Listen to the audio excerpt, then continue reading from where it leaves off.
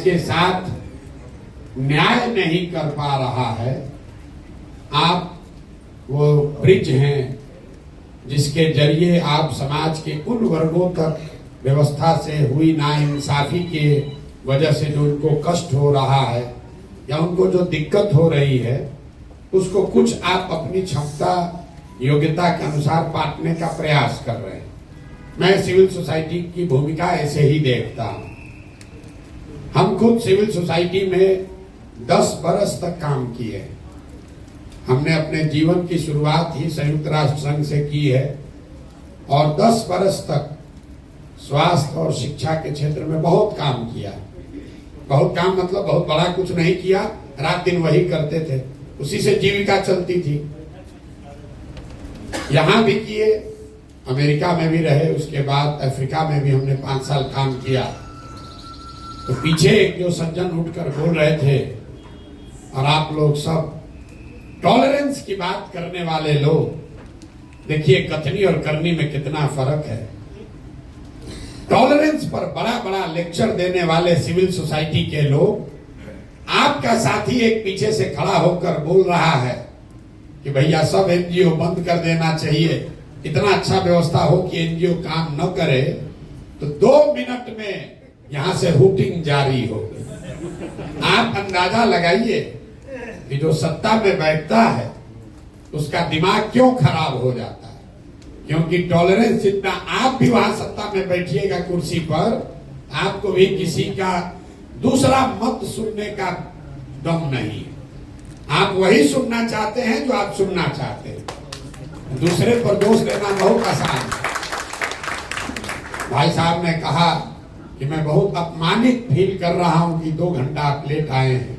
बात तो ठीक है, मुझे क्षमा मांगना चाहिए। 1 बजे की बात हुई थी, हम 1 बजे से यही बैठे हुए हैं, बगल में बैठक चल रही है। आप लोग के भी जुटने में समय लगा, फिर मुझे लगा कि 2 बज गया है तो आपको खाना खा लेना चाहिए। आप 2 घंटे इंतजार कर रहे हैं, आपको अपमानित जरूर लगा होगा, लेकिन आप दशकों से एक अपने बच्चों के लिए अच्छी व्यवस्था बने उसका इंतजार कर रहे हैं, उसमें आपको कोई अपमान नहीं लग रहा, उसमें कोई अपमान नहीं लग रहा। यहाँ पर जितने लोग आप आए हैं, आप लोग सब ग्रामीण क्षेत्रों में, कई लोग शहरों में, जो डिप्राइव्ड कम्युनिटी है, अपने आप को वंचित बताता है। आपके जो लिखे हुए सवाल सब मैं पढ़ रहा था अभी, कि आप ये दावा करते हैं कि समाज में जो कमजोर है, वंचित है, पीछे छूट गया है, आप उसकी मदद के लिए काम कर रहे हैं। चाहे वो जमीन एक्विजिशन का मामला हो, किन्नरों का मामला हो, पढ़ाई हो, एजुकेशन है, आप दावा कर रहे हैं कि आप उसमें उनकी मदद करते हैं, उसके लिए काम कर रहे हैं। हम भी पिछले 2 बरस से गांव-गांव घूम रहे हैं। आप तो लोगों की मदद कर रहे हैं, हम मदद नहीं कर रहे हैं, लेकिन लोगों को जाकर देख सुन समझ रहे हैं। 5300 से ज्यादा गांव में हम पैदल चल के गए और एक सवाल जो मैं हर गांव में, हर सभा में करता हूं कि भाई ये बताइए कि बिहार में और कुछ हो या न हो, आपके गांव पंचायत में पढ़ाई और रोजगार की व्यवस्था होनी चाहिए या नहीं होनी चाहिए।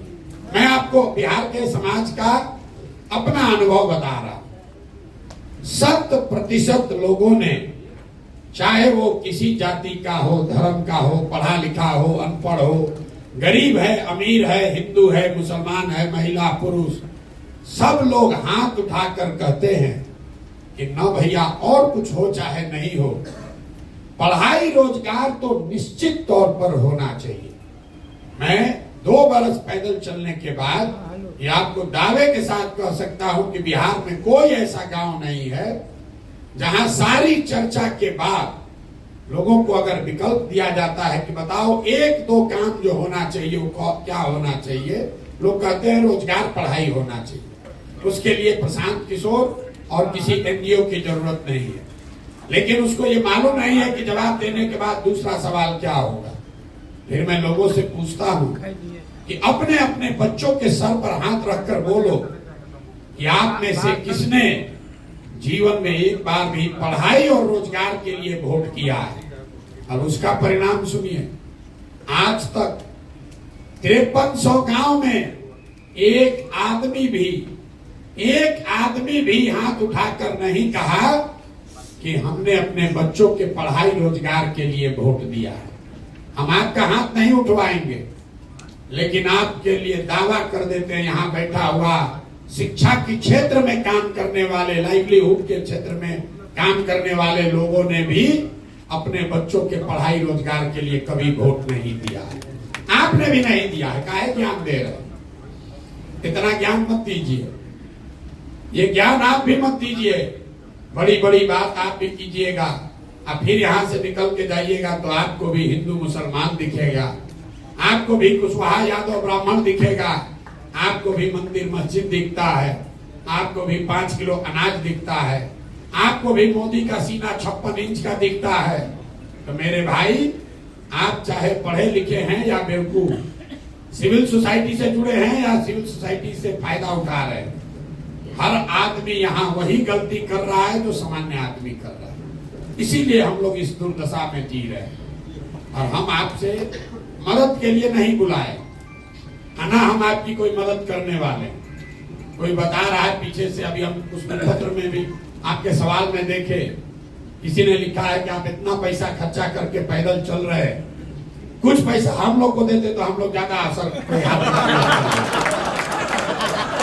है। गाँव में हम चलते हैं, देखिए, अरे हम आपको भाषण देने के लिए नहीं बुलाए, आप जरा देखिए कि सामान्य आदमी में और अपने आप को इंटेलेक्चुअल बुद्धिजीवी कहने वाले में कोई फर्क नहीं है। गांव में हम चलते हैं तो महिला जो बहुत गरीब है, लोग कहते हैं भैया इतना पैसा लगा के टेंट लगाए हैं, पैसा हम ही लोग को दे देते ठीक रहता। तो उसको बताते हैं कि तुम्हारी मदद क्यों नहीं करेंगे, कि भाई अगर तुम्हारी मदद कर भी दे, एक दिन मदद करेंगे, दूसरे दिन फिर हाथ फैलाना पड़ेगा। तो सिविल सोसाइटी का भी वही हालत है, देख रहा है कि जब चुनाव में इतना पैसा खर्चा हो रहा है, तो लिख के हमको सुझाव दिया पैसा हम ही लोग को दे दीजिए, तो सरकार को छोड़कर आप ही का धंधा हम लोग उठा लें। तो मेरे भाई, आपको पैसा देने के लिए नहीं बुलाए हैं, हम वो व्यवस्था बनाना चाहते हैं जहां आपको अपनी योग्यता, काबिलियत और समाज की जरूरत के हिसाब से संसाधन और प्रशिक्षण दोनों चीज मिले, ताकि आप समाज के कुछ लोगों का भला कर सके, समाज में सरकार के साथ मिलकर कुछ कर सके, सरकार और आपका आपस में वैमनस्यता न हो। ये इसलिए नहीं आप एजुकेशन में काम कर रहे हैं क्योंकि एजुकेशन व्यवस्था खराब है। ये बात लड़का जो कह रहा था पीछे, वो ठीक है, कहने का उनका तरीका अलग है। होना तो यही चाहिए कि पढ़ाई हो रही हो, और सिविल सोसाइटी की भूमिका ये है कि गुणवत्ता में और बेहतर सुधार करने में आप काम करें, न कि स्कूल में किताब बांटने के लिए काम करें। तो लड़के की भावना में कोई कमी नहीं है। सारा एनजीओ वाला कहा हमारा धंधे बंद कराने का बात कर रहा है। हम लोग रोजगार की बात कर रहे, तो हम लोग सबको बेरोजगार करने का बात कर रहा है। नहीं, उनका कहने का मतलब ये है कि अगर समाज की, सरकार की जो बेसिक जिम्मेवारी है, अगर सरकार वो पूरा करे, तो उसके आगे की जो सीढ़ी है उस पर आपका योगदान होना चाहिए। लेकिन जो भी हो, बिहार की जो स्थिति दुर्दशा है उससे आप और हम वाकिफ हैं। भाई साहब कह रहे हैं कि सीमांचल में बड़ा हालत खराब है, तो आप हमको बताइए मिथिलांचल में कौन बढ़िया है, चंपारण छपरा में कौन बढ़िया है कि सीमांचल का चिंता कर ले। हम पैदल चलते हैं, हर आदमी यही कहता है भैया पूरा बिहार बहुत गरीब है, पूरा बिहार में मधुबनी सबसे गरीब है, मधुबनी में बिस्फी सबसे करीब है। फिर वहां से दरभंगा गए तो कहता भैया पूरा बिहार में बहुत परेशानी है, लेकिन सबसे ज्यादा परेशानी दरभंगा में है, दरभंगा में भी सबसे ज्यादा परेशानी केवटी में है। जो जहां रह रहा उसको लग रहा भैया हम ही परेशान हैं, हम ही दबे हुए। हम आपको बता रहे पूरा बिहार इतनी दुर्दशा में जी रहा है। यहाँ प्रति व्यक्ति आय है 35,000 रुपया, 35,000 रुपया प्रति व्यक्ति आय। पटना और बेगूसराय 2 जिला को हटा दीजिएगा तो प्रति व्यक्ति आय है 25,000 रुपया। साल में उसमें धनी गरीब किसान व्यापारी सब शामिल है। 100 में 80 आदमी आज भी दिन में 100 रुपया 100 रुपया नहीं कमा रहा है। पढ़े लिखे लोग भी हमको पूछते हैं, ए भैया इससे कैसे संभव है कि 100 रुपया नहीं कमा रहा है, यहाँ तो मजदूरी 300 रुपया हो गया। उसको बताते हैं कि भाई एक परिवार में एक आदमी मजदूर है, पति पत्नी बाल बच्चा लेकर 5 आदमी है, मजदूरी एक कर रहा है। अगर 300 रुपया भी मिला तो दिन में उसको 60 रुपया हुआ, और 30 दिन उसको मजदूरी नहीं मिल रही है, मजदूरी मिली 15 दिन, तो प्रति व्यक्ति कितना हुआ 30 रुपया। 100 में 80 आदमी बिहार में 100 रुपया भी प्रतिदिन नहीं कमा रहा है। और हम लोग बात कर रहे हैं कि मिथिलांचल ज्यादा खराब है कि सीमांचल ज्यादा खराब है। भैया पूरा बिहार ही खराब है, इसलिए ये नए प्रयास की जरूरत है। अब आपने कुछ लोगों ने सवाल किया है जन सुराज पर काहे भरोसा करें भाई, आप अलग क्या कीजिएगा, बहुत लोगों ने लिख कर दिया। ये भी बात ठीक है, लेकिन इससे ज्यादा बेवकूफी वाला कोई सवाल भी नहीं हो सकता है। लोग हमसे पूछता है कि भैया ठगी, आप हम मदद करने आए हैं लेकिन आप नहीं न ठगिएगा। अब आप बताइए कि हम शक्ल से इतना बेवकूफ दिखते हैं कि अगर हमको ठगना है तो पहले कहेंगे कि ठगेंगे। मतलब ऐसा कौन धरती पर बेवकूफ है जिसको ठगना है वो आकर ये कहे कि भैया हम तुमको ठगेंगे, और फिर लोग ठगा जाएगा। जो हिंदी में शब्द है विश्वासघात, पहले विश्वास है फिर घात है। अगर आप विश्वास करोगे तभी तो घात होगा, रोड पर चलने वाला आदमी आप पर घात नहीं कर सकता। तो ये सवाल ही बेमानी है कि आप पर कैसे भरोसा करें, करें कि न करें। लेकिन आपके पास भरोसा करने के अलावा चारा है कि नहीं, ये जरूर पूछना चाहिए। मान लीजिए कि किसी को आप जानते हैं जिसको ला इलाज बीमारी हो गई, 2-4-5 बरिस से उसका इलाज चल रहा है, उसमें सुधार नहीं हो रहा, अंग्रेजी में उसको हम लोग कहते हैं पैलिएटिव केयर, मतलब रोग खत्म नहीं होगा, आपका जीवन ठीक ठाक चलता रहे, इसके लिए ट्रीटमेंट होता है। डॉक्टर साहब से जाकर आप पूछ रहे हैं, अरे भाई ये तो सुधारिए नहीं रहा, डॉक्टर ने कह दिया इलाज बीमारी है, इस पर अब कोई दवा काम नहीं करेगा। फिर एक दिन आप डॉक्टर साहब के पास पहुंचे, किसी ने बताया, डॉक्टर साहब ने, कि देखो एक दवा आया है नया, अभी ट्रायल में चल रहा है, हम गारंटी नहीं दे रहे हैं, लेकिन अगर आप अनुमति दोगे तो ट्राई करके देखते हैं, 50% सफलता मिल भी सकता है, नहीं भी मिल सकता है। तब आप लोग सोच के बताइए कि एक दवा है जो एक्सपायर दवा है, और एक दवा है जो कि अभी ट्रायल में नया नया आया है। एक तो मालूम है कि एक्सपायर दवा है, उससे तो कुछ होगा नहीं, खत्म हो गया कहानी। लेकिन जो ट्रायल में दवा आया है 50% चांस है वो सही भी हो सकता है, गलत भी हो सकता है। तो आप सारे बुद्धिजीवी लोग मिलकर क्या निर्णय लेंगे कि भैया चलो कम से कम 50% तो चांस है, तो जब सुराज वही 50% चांस है, क्योंकि जो यहाँ पहले से व्यवस्था है वो तो पूरा एक्सपायर है। अरे जिस राज्य में थोड़ा बहुत विकास होता, वहां पर अगर कोई नया दल बनाए तो ये समाज का पूछना लाजमी है कि भाई हम इनको छोड़कर आपको क्यों दें। बिहार के आदमी को तो पूछना ही नहीं चाहिए, क्योंकि आपके पास तो कुछ है नहीं है। जो पहले से 3 गो दल है वो आपका खून चूस लिया, दूह कर आपको खाली कर दिया। आपको तो कहना चाहिए भाई जो मिले वही कम से कम ट्राई करके तो देखते हैं। तो जन सुराज हम आपको ये गारंटी नहीं दे सकते हैं कि हम ही सही है, लेकिन इतना जरूर बता सकते हैं कि जो पहले से यहाँ 3 गो दल चल रहा है, जो व्यवस्था है, उसके मुकाबले इसमें जरूर कुछ बेहतर की संभावना हो सकती है। और वो संभावना इसलिए नहीं है कि उसको प्रशांत किशोर कर रहे हैं, वो संभावना इसलिए है कि आप जैसे हजारों सैकड़ों लोग मिलकर इसको बनाने का प्रयास कर रहे हैं, और इसको बनाने में, आगे चलाने में जितना अच्छे लोगों का सहयोग, उनकी भागीदारी रहेगी, उतना ज्यादा सफलता की संभावना ज्यादा होगी। किसी एक व्यक्ति के कह देने से कि हम आएंगे तो ठीक हो जाएगा, हम पर भरोसा कर लो, इससे बड़ा कोई झूठ हो नहीं सकता।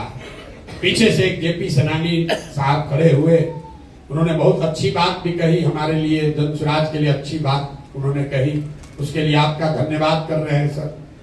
लेकिन कई लोगों को यहाँ बैठे हुए लगता है, लोगों ने प्रश्न भी भेजा है हमको कि भैया जेपी के आंदोलन से बिहार नहीं सुधरा, अन्ना का आंदोलन का हम लोग हसर देख लिए, तो आपके इस प्रयास से बिहार कैसे सुधरेगा, जन स्वराज से कैसे सुधरेगा। तो मेरे भाई, हम आपको इतना ही कह सकते हैं कि प्रशांत किशोर का आंदोलनों में कोई यकीन नहीं है। मानव सभ्यता के इतिहास को अगर आप ध्यान से पढ़ेंगे तो आपको पता चलेगा कि सिर्फ बिहार में नहीं, पूरे देश में भी नहीं, पूरे दुनिया में मानव सभ्यता के इतिहास को पढ़िए तो आपको पता चलेगा कि फ्रांस की क्रांति को अगर अपवाद के तौर पर हटा दिया जाए तो आज तक कोई भी क्रांति से मानव सभ्यता में सृजन का काम नहीं हुआ है। आंदोलन सृजन का हथियार नहीं है, यह आपके मन में भ्रम बैठ गया। आंदोलन सृजन का हथियार नहीं है। आंदोलन वो तेज हथियार जैसा है जिससे आप बड़े से बड़े वृक्ष को काट सकते हैं, लेकिन कितना भी धारदार हथियार हो उससे आप पौधे को वृक्ष नहीं बना सकते। तो समाज में जो सृजन का काम है वो आंदोलन से नहीं हो सकता है। आपने देखा जेपी आंदोलन हुआ, उस आंदोलन की धार इतनी थी कि तब की सत्ता में बैठी इंदिरा गांधी को सत्ता से हटा दिया गया। अन्ना आंदोलन का प्रभाव ये हुआ कि यूपीए की सरकार हट गई, लेकिन जेपी के आंदोलन से नए बिहार, नए भारत का सृजन नहीं हुआ। क्यों नहीं हुआ?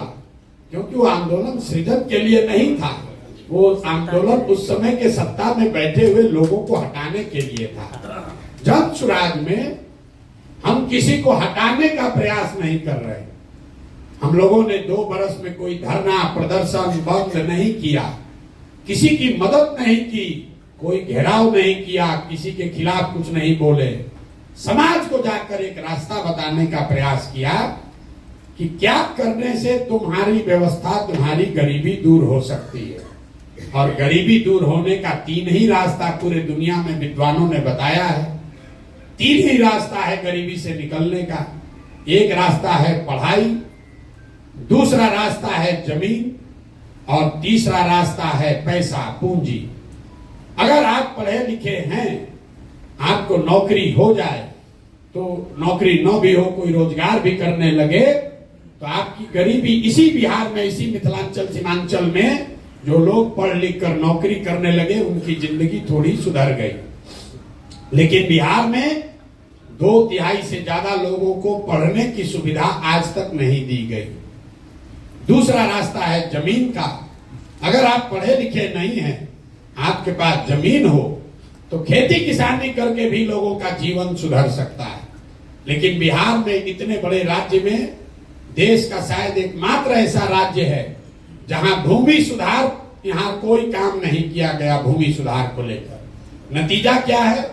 एक आंकड़ा याद रखिए, पूरे देश में 38% लोग ऐसे हैं जिनके पास कोई जमीन नहीं है। बिहार की ग्रामीण क्षेत्र में 60% लोगों के पास जमीन है ही नहीं, तो खेती करेगा कैसे? और जो बच गए 40% लोग जिनके पास जमीन है, उस 40 में 35 आदमी ऐसे हैं जो 2 बीघे से कम के मालिक हैं। तो जो बिहार में खेती होती है, ये कमाने का जरिया नहीं है, खेती यहाँ खाने का जरिया है।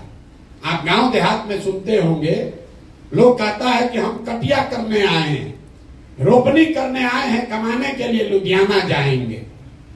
लोग ये बता रहे हैं कि रोपनी करने आए हैं, कमाने के लिए लुधियाना जाएंगे। मतलब रोपनी इसलिए करने आए हैं कि बाल बच्चा के खाने का जुगाड़ हो जाए, कमाने के लिए बाहर जाएंगे।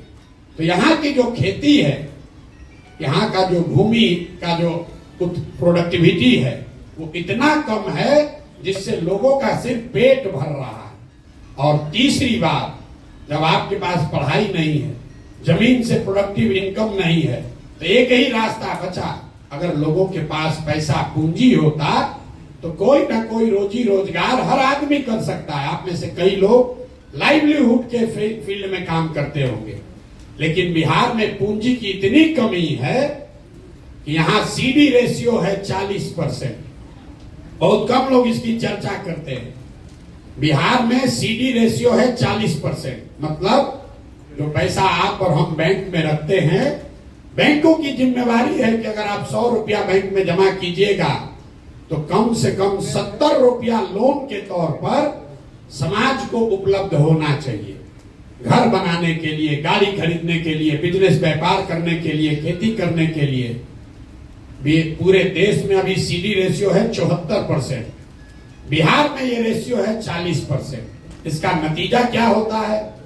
इसका नतीजा ये है कि पिछले 30 वर्ष में बिहार से 26 लाख करोड़ रुपया, जरा समझिए, 26 लाख करोड़ रुपया आपका, हमारा, बिहार की गरीब जनता का जो यहां बैंकों में जमा हुआ, उसमें से 26 लाख करोड़ रुपया बैंकों ने बिहार से उठाकर दूसरे राज्यों में भेज दिया। आप सोच रहे हैं कि 2000 करोड़ का कोई फैक्ट्री लगाए, कोई चीनी मिल चालू करे, कोई जूट मिल लगाए। हम आपको बता रहे हैं 26 लाख करोड़ रुपया, ये मेरा आंकड़ा नहीं है, रिजर्व बैंक ऑफ इंडिया का आंकड़ा है।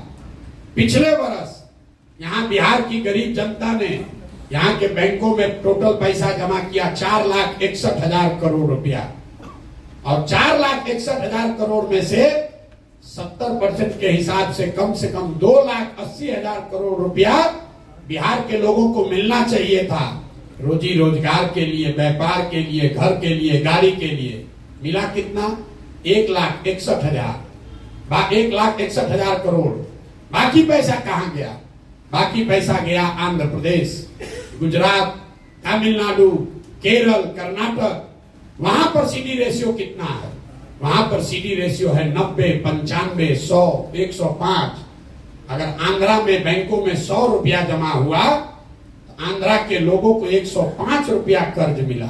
बिहार के लोगों ने 100 रुपया जमा किया तो हमको, आपको 40 रुपया मिला। आप अंदाजा लगाइए, बोलचाल की भाषा में समझिए, कहता है सीडी रेशियो क्या होता है। अगर आप जितने लोग आए हैं सबके पास मोटरसाइकिल, कार होगा, लेकिन अगर बैंक से आपको गाड़ी, मोटरसाइकिल के लिए लोन न मिले तो 90% आदमी गाड़ी, मोटरसाइकिल नहीं खरीद पाएगा। सबका लोन से ही आप मोटरसाइकिल खरीदे होंगे। वो पूंजी की उपलब्धता है कि आपके पास मोटरसाइकिल का ओनरशिप बढ़ा। जब पहले मोटरसाइकिल के लिए लोन नहीं मिलता था, गांव में 4 गो 5 गो मोटरसाइकिल था, अब हर महीने 1500 रुपया दीजिएगा, मोटरसाइकिल मिल जाता है। तो लोन की उपलब्धता, पूंजी की उपलब्धता से लोगों की लाइवलीहुड बढ़ी, उनकी मोबिलिटी बढ़ी। आप अंदाजा लगाइए, अगर 2.5 लाख करोड़ रुपया हर साल एक्स्ट्रा मिलने लगता तो कितने लोग अपना घर बड़ा बनाते, कितने लोग नई गाड़ियां खरीदते, कितने लोग नया रोजी रोजगार करते। यहाँ बहुत लोग अनुभवी बैठे हुए हैं। हम लोग के पिताजी के टाइम में जब घर बनता था, साल भर आप काम कीजिए, पैसा बचाइए, उसके बाद आदमी 2 गो कमरा बनाता है, फिर बेटा का ब्याह लगा करता है, इस बार पैसा जुगाड़े हैं, लिंटर करेंगे। लेकिन वही HDFC, स्टेट बैंक अगर आपको 20 लाख रुपया लोन दे दे तो आप पूरा घर बना लेते हैं और फिर EMI से पैसा वापस करते हैं। ये पूंजी की ताकत है। बिहार में गरीबी का मुख्य कारण यह है कि यहाँ गरीबी से निकलने के तीनों रास्ते जो आपके काम से जुड़ा हुआ है, शिक्षा, जमीन और पूंजी, इस तीनों की उपलब्धता नहीं होने की वजह से लोग गरीब हैं। और लोगों को लग रहा है सरकारी नौकरी, लोग यहाँ देखिए बहस क्या चल रहा है कि 10 लाख नौकरी देगा कि नहीं देगा। आपको एक और आंकड़ा दे रहे हैं, पूरे बिहार में 84 से लेकर, आप लोग एनजीओ सेक्टर में काम करते हैं, आप लोग की भी इच्छा है सरकारी नौकरी मिल जाता तो बढ़िया होता। पूरे बिहार में 75 साल में 84 से लेकर मुख्य सचिव तक जितने लोग सरकारी नौकरी में हैं, सबकी संख्या जोड़िएगा तो वो संख्या है 23 लाख लोग। 1.97% लोग ही सरकारी नौकरियों में हैं। ध्यान रखिए, पूरे बिहार की आबादी है 13 करोड़, 1.972% से कम लोग सरकारी नौकरियों में हैं। लेकिन पूरा समाज सरकारी नौकरी के पीछे पड़कर अपना जीवन बर्बाद कर रहा है। आप जाइए मुसल्लापुर घाट में, यहाँ एक क्लास में 3-4 हजार लड़के कोचिंग कर रहे हैं, रेलवे में कोई क्लर्क बनने के लिए, बैंक में जाने के लिए। आप भी अपने बच्चों को भेज रहे हैं, लोग अपना जमीन बेच के ट्यूशन कोचिंग करा रहा है। उसमें से 2-4 को नौकरी मिलता है और 100 में 97 आदमी अपना 3-4 बरस घर का आटा गीला करके वापस जाता है बेरोजगार बन के। नौकरी, सरकारी नौकरी यहां से गरीबी का हटाने का उपाय नहीं है। गरीबी हटानी है तो 3 बातें सुधारनी है। 15 बरस से कम उम्र के बच्चों के लिए इतनी अच्छी पढ़ाई की व्यवस्था हो कि वो आदमी, वो बच्चा बड़ा होकर व्यवस्था पर बोझ न बने। हम लोग यहीं पढ़े हैं सरकारी स्कूल में, अच्छा पढ़ लिख गए, तो हमको नहीं मतलब है कि बिहार सरकार 400 रुपया पेंशन देता है, आयुष्मान का कार्ड बांट रहा है कि नहीं बांट रहा है, कि उसका इंदिरा आवास मिल रहा है कि नहीं मिल रहा है। हम व्यवस्था पर बोझ नहीं है, जो कमाते हैं उस पर टैक्स देते हैं, व्यवस्था को मजबूत करने में अपना कुछ न कुछ योगदान कर रहे हैं। अगर इनकम टैक्स नहीं भी दे रहे हैं तो आप बड़े कंज्यूमर हैं, 20,000-30,000 रुपया कमाते हैं, खर्चा करते हैं, तो जो चीज आप खरीद रहे हैं उस पर जीएसटी लग रहा है 18%, 20%, तो समाज के प्रति आपका योगदान है। लेकिन वही आप कुछ नहीं अगर किए, पढ़ाई लिखाई नहीं किए, तो व्यवस्था से मांग रहे हैं 5 किलो अनाज, व्यवस्था से मांग रहे हैं 400 रुपया पेंशन, व्यवस्था से मांग रहे हैं इंदिरा आवास, आयुष्मान कार्ड। तो जन स्वराज की पहली सोच है कि सबसे पहले 15 साल से कम उम्र के बच्चों को पढ़ाने की इतनी अच्छी व्यवस्था बनाई जाए कि वो आगे व्यवस्था पर बोझ ना बने। दूसरा पिलर ये है कि 15 साल से 55 साल के उम्र के लोग जिनको अब वापस पढ़ाया नहीं जा सकता है, लेकिन उनके पास कुछ न कुछ काम करने की क्षमता, स्किल है, अच्छा है खराब है लेकिन कुछ न कुछ क्षमता है, उन लोगों के हाथ में पूंजी दिया जाए ताकि वो मजदूरी से निकलकर कुछ न कुछ छोटा मोटा व्यवसायी बन पाए। और तीसरा प्रयास ये है, तीसरा पिलर ये है कि 60 वर्ष से ज्यादा उम्र के लोगों को कम से कम 2,000 रुपया पेंशन जरूर दिया जाए ताकि वो एक डिग्निफाइड लाइफ जी सके। अब तीनों का आप समझिए। बहुत आदमी कहता है तो ऐसे भाषण दे दिए कैसे होगा। अगर 60 साल से ज्यादा उम्र के हर व्यक्ति, महिला पुरुष को 2,000 रुपया मासिक पेंशन देना है तो बिहार सरकार को अभी जो पैसा खर्च हो रहा है उसके ऊपर 6 से 8,000 करोड़ रुपया साल का लगेगा। बिहार सरकार का टोटल बजट पिछले साल का है 2,46,000 करोड़। तो अगर 6,000 करोड़ रुपया उसमें से निकाला जाए एक्स्ट्रा, तो 60 वर्ष से ज्यादा उम्र के हर महिला को, हर पुरुष को कम से कम 2,000 रुपया मिलने लगेगा।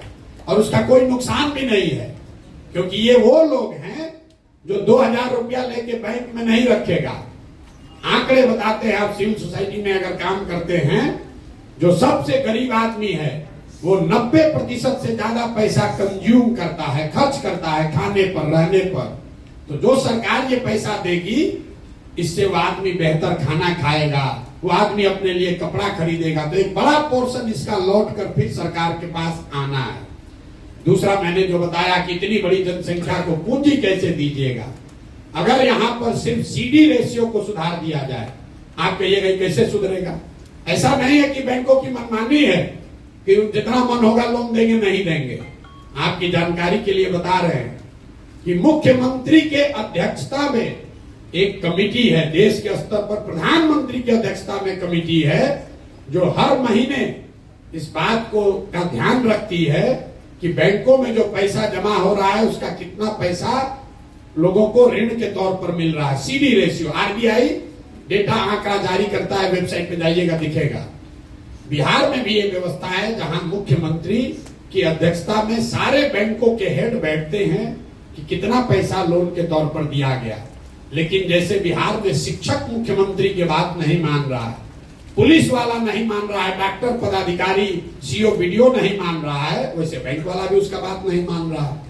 लेकिन अगर सरकार की नीयत ठीक हो तो सीडी रेशियो को 3 से 6 महीने में ठीक किया जा सकता है। तो जो जन स्वराज हम लोग जाकर गांव गांव कह रहे हैं कि साल भर के अंदर यहां से सारे बेरोजगार लोगों को 10-12 हजार रुपए का रोजगार दिया जा सकता है। उसका आधार सीडी रेशियो को सुधारना है ताकि यहां पर लोगों को रोजी रोजगार मिल सके। अब इसका एक आप प्रैक्टिकल उदाहरण समझिए। गांव में मान लीजिए आपको बाल काटने आता है, बाल काटने आता है, आपके पास 20,000 रुपया है, आपने 5-7 साल मेहनत किया, किसी सैलून में काम किया, 20,000 रुपया बचाए। अब आपकी इच्छा हुई कि हम एक सैलून खोलें, सैलून खोलेंगे, उसमें 4 आदमी को नौकरी भी देंगे, अपना परिवार भी चलाएंगे। सैलून खोलने जब आप गए अपने शहर में तो पता चला, अपने चट्टी गांव टाउन जो भी कह लीजिए बाजार में, तो पता चला कि यहाँ तो 1 लाख रुपया लगेगा तब सैलून खुल पाएगा। तो आप नेचुरल आपका प्रयास है कि आप बैंक में जाइए ताकि 80,000 रुपया आपको मिले और आप 1 लाख में सैलून खोल लीजिए। 80,000 को सैलून चलाकर धीरे धीरे वापस कीजिएगा। जब बिहार में पूंजी उपलब्ध नहीं होता है तो आदमी क्या करता है, बाल काटने उसको आ रहा है लेकिन पूंजी नहीं हुआ, अब बचा उसके पास अपना 20,000, तो उस 20,000 को खर्च कैसे करता है? वो 5,000 रुपया 4,000 रुपया खर्चा करता है, किसी नौकरी के दलाल को देता है कि बॉम्बे में, दिल्ली में किसी सैलून में हमको नौकरी दिलवा दो। फिर 2,000-2,500 रुपया में ट्रेन का, बस का टिकट खरीदता है ब्लैक में कि हम लदा कर बोरा की तरह कम से कम दिल्ली बॉम्बे पहुंचे। 5-7 हजार रुपया खर्चा हो गया। अब बचा उसके पास 15,000, 12,000। वहां बॉम्बे दिल्ली गया तो वहां जो खोली वाला है तो 3 महीने का एडवांस ले लिया, 5-7 हजार वो भी चला गया। 1-2 हजार रुपया का जो बर्तन बासन है उसमें खर्चा हो गया। तो आप देखिए पूंजी की महत्ता। आदमी को बाल काटने आता है, बाल आदमी वही है, अगर उसको 80,000 रुपया मिल जाता लोन के तौर पर, तो यहाँ सैलून चलाता, 4 आदमी को नौकरी देता, एक छोटा व्यवसायी होता। लेकिन वो 80,000 नहीं मिला तो बॉम्बे में, दिल्ली में जाकर मजदूर बन गया। बाल वहां भी काट रहा है लेकिन वहां मजदूर के तौर पर काट रहा है, यहाँ छोटा व्यवसायी होता। तो हम लोग का जन स्वराज की जो सोच है कि जो जवान लड़के हैं, जो नवयुवक हैं, उनको पूंजी उपलब्ध कराया जाए ताकि घर घर में रोजी रोजगार हो सके। जो महिलाओं के लिए हम लोग बात कह रहे हैं, इसी क्षेत्र में गुजरात को अगर आप पढ़िएगा ध्यान से, गुजरात की सामाजिक स्थिति को ध्यान से देखेंगे, सबसे ज्यादा, सबसे पहले वहां पर प्रॉस्पेरिटी तब आई जब घर घर से दूध का कारोबार शुरू हुआ। यहाँ पर ये राय जी बैठे हुए हैं, कोऑपरेटिव के हैं, आज आए मिलने सुधा के, तो कह रहे हैं भैया अमूल वाला आके सब कैप्चर कर रहा है बिहार में, सब अमूल के लोग आकर कैप्चर कर रहे हैं। तो हम लोग बात कर रहे थे कि अमूल जो आपको देश का बड़ा कोऑपरेटिव दिखता है, आप में से ज्यादातर आदमी नहीं जानते होंगे, गुजरात का एक जिला है बनासकांठा। बनासकांठा डेयरी, एक जिले का डेयरी इतना बड़ा है कि अमूल से भी दुगना बड़ा है। पूरे महाराष्ट्र का दूध, जैसे आप देखते हैं ट्रेन से ये तेल का ढुलाई होता है, हर दिन महाराष्ट्र से पूरा रेक जाता है, महाराष्ट्र में सिर्फ बनासकांठा से वो रेक जाता है पूरा दूध भर के। तो जब वहां की महिलाओं को ऑपरेशन फ्लड के तहत पैसा दिया गया, घर घर लोगों ने भैंस गाय का व्यापार शुरू कर दिया, 50 लीटर 20 लीटर 30 लीटर दूध बेचने लगा, उससे लोगों को आमदनी बढ़ी। तो यहाँ पर महिलाओं को जो अभी सेल्फ हेल्प ग्रुप चला रहे हैं, जीविका के लोग, उसमें ब्याज का दर है करीब करीब 30% सालाना, क्योंकि हर महीने आपको ब्याज लगता है 2.25%। हम लोग कह रहे हैं कि नहीं, सालाना ब्याज का दर घटाकर कीजिए 4%। 4% के ब्याज के दर पर अगर महिलाओं को पैसा उपलब्ध करा दिया जाए तो यहाँ घर घर महिलाएं कुछ ना कुछ रोजी रोजगार कर पाएंगी। अब ये होगा कैसे? फिर पूछेगा पैसा कहां से आएगा? हम आपको बता रहे हैं, अगर 1 लाख करोड़ रुपया महिलाओं को ऋण देना है, 1 लाख करोड़ रुपया, तो इंटरेस्ट सबवेंशन में मतलब 4% ब्याज आप दे रहे हैं और सरकार अगर वो पैसा लेकर दे रही है तो सरकार को इंटरेस्ट लगेगा 9%। तो 5% का खर्चा या 6% का खर्चा सरकार को देना पड़ेगा। तो 5,000 करोड़ रुपया अगर सरकार खर्च करे तो उसकी ताकत पर लोगों को, समाज को 1 लाख करोड़ रुपया मिल जाएगा। और 1 लाख करोड़ का लोग अगर रोजी रोजगार करेगा तो उससे घर घर उसकी आमदनी बढ़ेगी, उससे रोजगार मिलेगा। ये सोच है हम लोगों की। तो ये जब तक ये तीनों काम नहीं होगा, शिक्षा, पूंजी और जमीन के प्रोडक्टिविटी के लिए जो हम लोग कह रहे हैं, बिहार में 1/3 जमीन उसका मालिकाना हक डिस्प्यूटेड है। अगर आप लोग गांव देहात में काम करने का अपने अनुभव का दावा करते हैं तो आपको मालूम होगा 1/3 FIR जमीन के विवाद से जुड़ा हुआ। जमीन का मालिकाना हक लोगों को पता नहीं है। अभी सरकार ने जो सर्वे अभियान शुरू किया है, ये समझिए कि घाव है उसको उखाड़ के और खराब करने का काम है। पूरे समाज में हमने पहले आदमी हम हैं जिसने कहा कि इससे पूरे समाज में घर घर में झगड़ा लगेगा, भ्रष्टाचार बहुत आगे बढ़ जाएगा। अब देखिए अभी 1 महीना हुआ है, लोग बाप बाप चिल्ला रहे हैं, और 2-3 महीना आते आते आप देखिएगा ये लैंड सर्वे को रुक जाना है। अगर नहीं रुका तो गोली बंदूक चलेगा, घर घर में आपस में लड़ाई होगा। नीतीश कुमार बिना सोचे समझे, बिना तैयारी के सर्वे करा रहा है।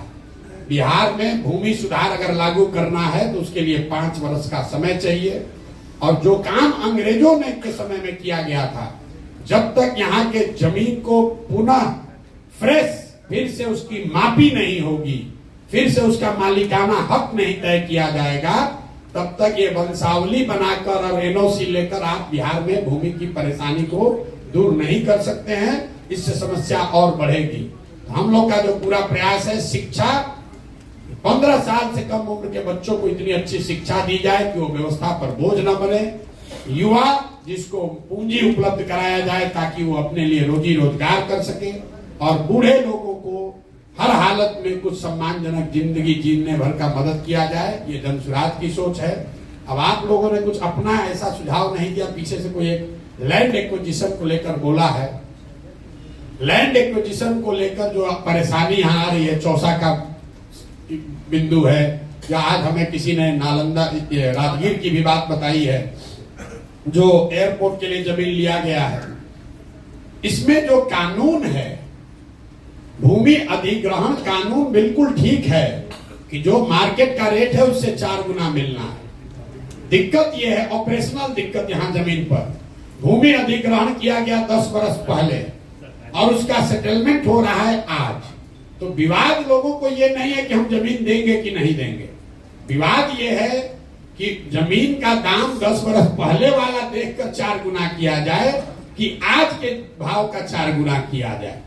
सरकार का ये कहना है कि भाई अधिग्रहण तो 10 वर्ष पहले हो गया, प्रोजेक्ट पास हुआ 10 वर्ष पहले, बजट पैसा आया 10 वर्ष पहले के हिसाब से, आज मुआवजा बट रहा है। तो लोग जब बट रहा है तो कह रहा है कि आज के हिसाब से दो, और सरकार क्या कह रही है कि हम तो 10 वर्ष पहले के हिसाब से बजट किए हुए हैं, तो हम तुमको आज के हिसाब से कैसे देंगे। तो ये प्योरली ऑपरेशनल दिक्कत है, ये नीतिगत मामला नहीं है। देश में भूमि अधिग्रहण को लेकर कानून बना हुआ है। मोदी सरकार ने 3 बार उसको हटाने का प्रयास किया, वापस नहीं हटा पाए। वो कानून बना हुआ है कि आज के मार्केट रेट से 4 गुना आपको पैसा मिलना चाहिए, लेकिन जिस दिन जमीन का अधिग्रहण हुआ उस दिन के मार्केट प्राइस से, 20 वर्ष के बाद का नहीं। तो इसमें कुछ जो जमीन जिनका है उनका भी गलती है। जब जमीन मिला, जब अधिग्रहण हुआ तब पैसा लिया नहीं, सोचता बढ़ेगा तब लूंगा। फिर 5 वर्ष के बाद आके सरकार ले रहा है तो कह रहा है जिस दिन आपको अधिग्रहण की सूचना जारी हुई है उसी डेट के हिसाब से पैसा मिलेगा, और आप चाह रहे हैं कि अब आज हम उस पर साइन दे रहे हैं, कंसेंट कर रहे हैं, तो आज हमको पैसा मिले। तो ये इसमें ऑपरेशनल दिक्कत है, ये नीतिगत मामला नहीं है। बाकी और कोई सुझाव आपका विशेष हमने देखा नहीं। जन सुराज को लेकर आपने जो सवाल किए हैं, तो किसी ने ठीक कहा, जन सुराज पर जितने भी तरह के सवाल हैं उस सवाल का जवाब तो हम लोग हर दिन दे ही रहे हैं गांव गांव जाकर। आपकी क्या भूमिका होनी चाहिए, आपकी भूमिका क्या होनी चाहिए, उसके लिए मैं अक्सर एक ग्रीस के बहुत बड़े दार्शनिक हैं प्लेटो, उनका एक कोट बताता हूं। प्लेटो ने बहुत 100 सैकड़ों साल पहले कहा, if you do not participate in democracy be ready to be ruled by your inferiors. मतलब अगर आप राजनीति में भागीदार नहीं बनिएगा तो इस बात के लिए तैयार रहिए कि कोई मूर्ख आदमी राजा बनकर आप पर शासन करेगा। तो आप लोग जो सिविल सोसाइटी के पढ़े लिखे प्रबुद्ध लोग हैं, हम ये नहीं कह रहे हैं कि आप एनजीओ छोड़कर, सिविल सोसाइटी छोड़कर राजनीति में आ जाइए, लेकिन राजनीतिक और सामाजिक सरोकार से अपने आप को अगर आप हटा लीजिएगा तो समाज में जो गलत लोग हैं, जो लंपट है, बदमाश है, माफिया है वही आपका राजा बनकर आप पर शासन करेगा। फिर आप चाहे जितना डेमोन्स्ट्रेशन करते रहिए, जितना बार जाकर ज्ञापन दीजिए, बालू माफिया अगर शिक्षा मंत्री है तो वो शिक्षा के क्षेत्र में काम करने वाले एनजीओ से बात नहीं करेगा, उसको तो बालू से कमाने से फुर्सत होगा तब ना आपसे बात करेगा। अगर शराब माफिया स्वास्थ्य मंत्री हो जाएगा तो आप कितना भी ज्ञापन दे दीजिए, कितना आंकड़ा डेटा दे दीजिए, वो समझने वाला नहीं है।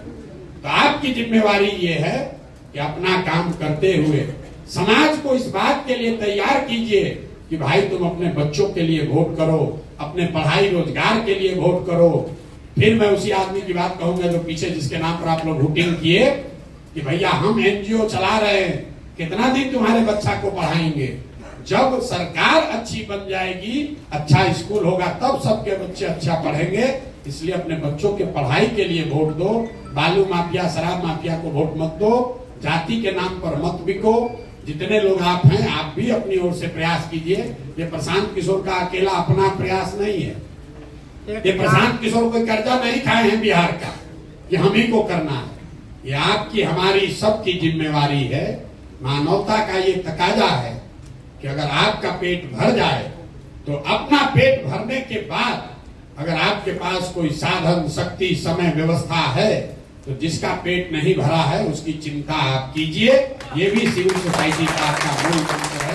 अगर आप वो नहीं करते हैं तो बड़ी बड़ी बात कहने से कुछ नहीं होगा। कुछ न कुछ योगदान कीजिए, थोड़ा कम कीजिए ज्यादा कीजिए।